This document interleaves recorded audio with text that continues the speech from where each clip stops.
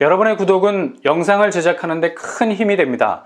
영상을 보시기 전에 구독과 좋아요 꼭 부탁드리겠습니다. 아울러 회원이 되시기를 원하시는 분들은 유튜브 채널 홈피 구독 옆에 있는 가입 버튼을 눌러주시기 바랍니다.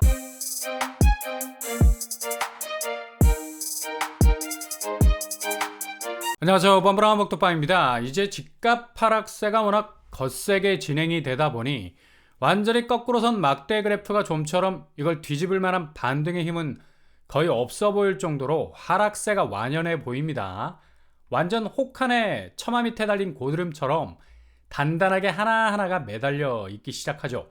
1월 넷째 주에 나온 추세 역시 지난주 마이너스 전환에서 지하실에 머물러 있는 중입니다. 아무리 미국 연준에서 금리를 하향 조정한다 해도 지금의 한국 부동산 하락장은 자체적인 난관에 부딪히고 있고요. 이른바 셀프디스. 이것만큼 아픈 게 없죠. 이럴 때 집값은 지금 자체 문제가 잔뜩 끌려 올라와 있어서 절대로 외부 변동 요인으로 다른 궤적으로 가기에는 이미 다시 건너올 수 없는 강을 건넌 거나 마찬가지가 됐습니다. 2024년도로 넘어와도 하락세를 좀처럼 벗어나기 힘들 것으로 전망이 되죠.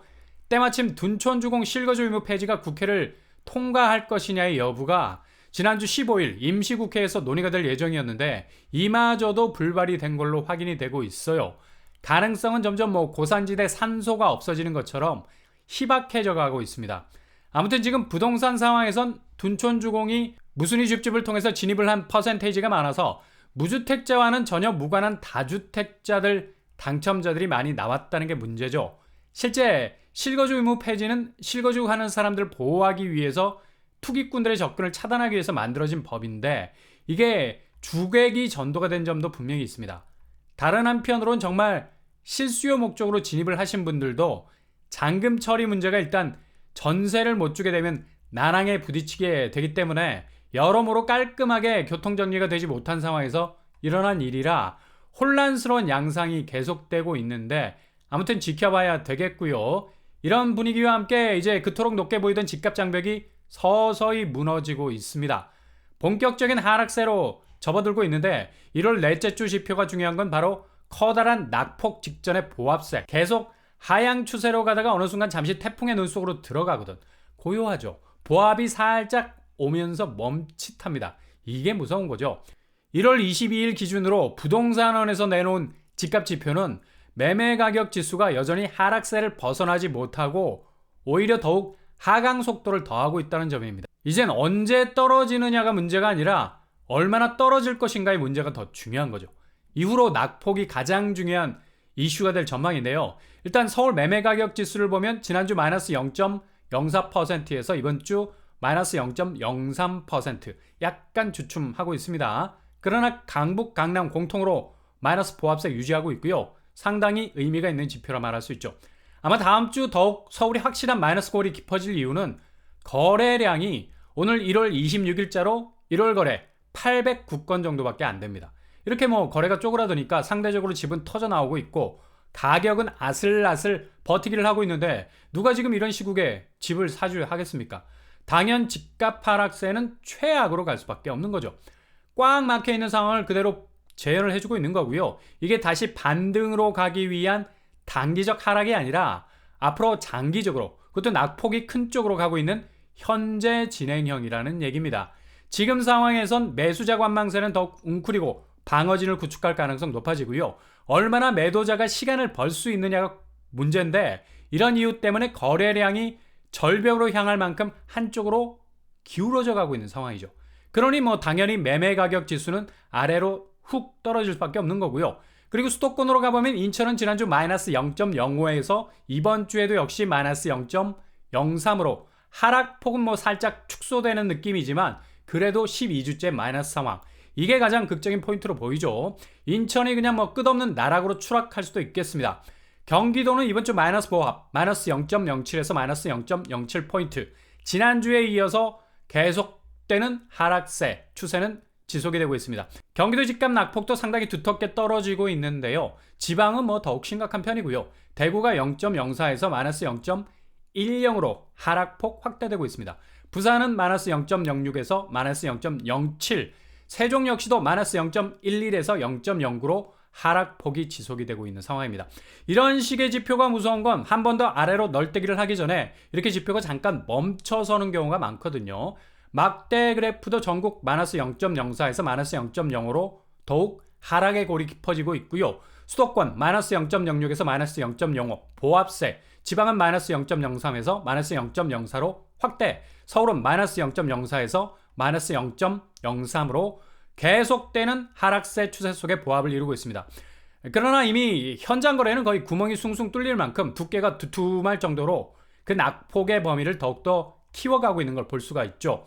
뚜렷한 하락세가 일정한 보폭으로 뚝뚝 부동산 담보 가치를 허물고 있는 와중에 있습니다. 자, 이렇게 집값은 본격적으로 2024년도 1월에도 여전히 가속을 붙일 것으로 보이고요. 그래서 이번 주 부동산원에서 내놓은 지표는 하락공굴이라는 단단한 지대 형성, 의미가 있는 상징이 될 수가 있어요.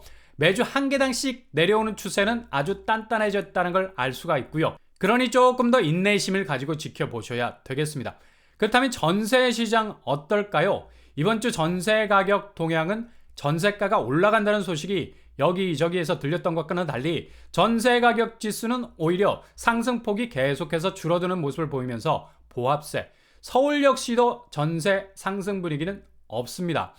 서울이 0.07에서 0.07로 상승폭이 감소되면서 보합세, 수요가 집중된 선호지역 위주로 부족분을 보여서 전세가가 핀셋 지역에만 살짝 오르는 건데, 비강남권, 특히 선호도 높은 학군을 물고 있는 곳 아니고는 전세가도 그리 강하게 치고 나가지 못할 것 같습니다.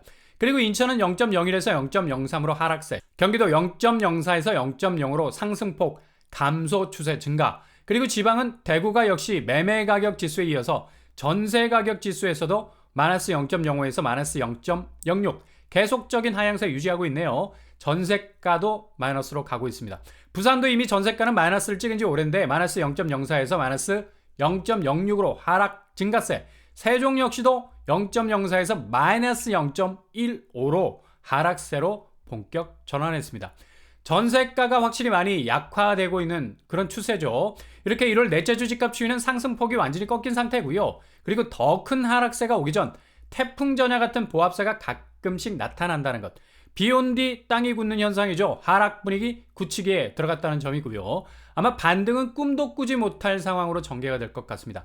이렇게 현장보다 훨씬 느리게 움직이는 지표까지도 이젠 뚜렷한 하락세로 집값 추이의 방향을 보여주고 있네요. 매매가 변동률을 보면 서울, 수도권, 지방 전국이 마이너스 폭이 계속 유지가 되고 있고요. 전세 가격 변동률 역시 매매가와 비슷한 추이로 가고 있습니다. 상승세 감소 추세로 돌아서고 있네요. 그러니 절대 성급하게 집 사는 데 진입하지 마시고요. 특히 청약에선 분양가 높은 곳 유의하셔야 되겠습니다.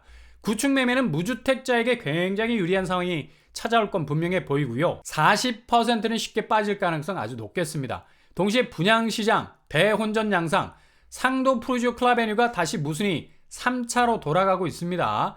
해도 뭐 이게 끝이 안 보이니까 전체 92세대, 지난번에 나온 158세대 중에 66명만 계약서에 사인을 하고 나머지는 죄다 포기를 해버렸어.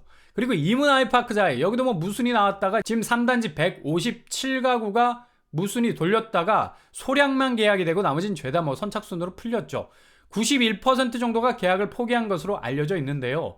그래서 뭐 경품까지 내걸고 뭐 난리가 난 상황인데, 특히 3단지는 뭐 거의 별똥부대 같은 아파트, 너무 뚝 떨어져 있어. 이문 아이파크자이라고 뭐 말하기에는 민망할 정도로 너무나 입지적으로 외진 곳에 있어요. 그래서 선호도가 떨어질 수밖에 없는 거고요. 이렇게 서울 대장 단지도 굴욕을 당하고 있습니다. 그리고 어제 서울 의료원 부지 공급 계획 1월부터 속도를 낼 거라는 소식이 들어왔습니다. 그동안에 많은 논란 받고 분양이라는 구체적인 계획을 내놓고 있는데요. 최종적으로 기존 임대주택으로 공급할 거라는 계획을 전면 수정, 공공주택 분양으로 방향을 선회할 할 것으로 보입니다. 일단 서울 의료원 부지는 남쪽, 북쪽 두 지역으로 나눠져서 공급이 될 예정이고요. 주거 공간을 남쪽 250세대, 북쪽 550세대로 나눠서 공공분양 사전청약 형태로 공급할 것으로 보입니다. 일단 공공분양 사전청약 나눔형으로 나오면 뭐 가격도 좀 저렴해 보일 것 같고요. 입지는 뭐 그냥 말하면 뭐해. 지하철 삼성역, 봉은사역, 초역세권 거리에 위치해 있습니다. 걸어서 5분 내외면 충분하고요. 삼성역은 복합 환승센터로 업그레이드가 되고 GTX 철도라인 LC가 지나가는 멀티역으로 재탄생하게 되죠. 그리고 주변 현대 글로벌 비즈니스 센터가 들어서게 됩니다. 분양가도 나눔형으로 나오면 삼성역 도보권 아파트가 5억에서 6억 원대로 나올 예정이 되겠습니다.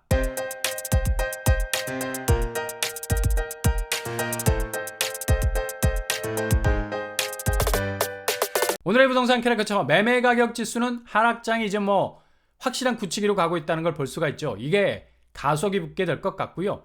동시에 주변 금융환경, 경제 지표가 이렇게까지 부동산 시장과 함께 복합적으로 꼬인 적은 없었던 것 같고요. 특히 올해 상반기 부동산 PF 시장은 상당 부분 부동산 시장의 내관이 될 가능성이 높겠습니다. 그 정도로 지표들이 좋지 않은 상황이죠.